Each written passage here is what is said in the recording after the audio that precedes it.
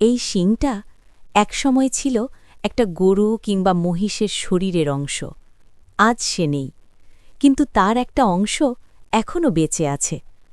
অনেকে ভাবেন এটা শুধু একটা শিং, কিন্তু আমার কাছে এটা একটা গল্প, একটা জীবন, একটা দায়িত্ব আর এক টুকরো সম্মান।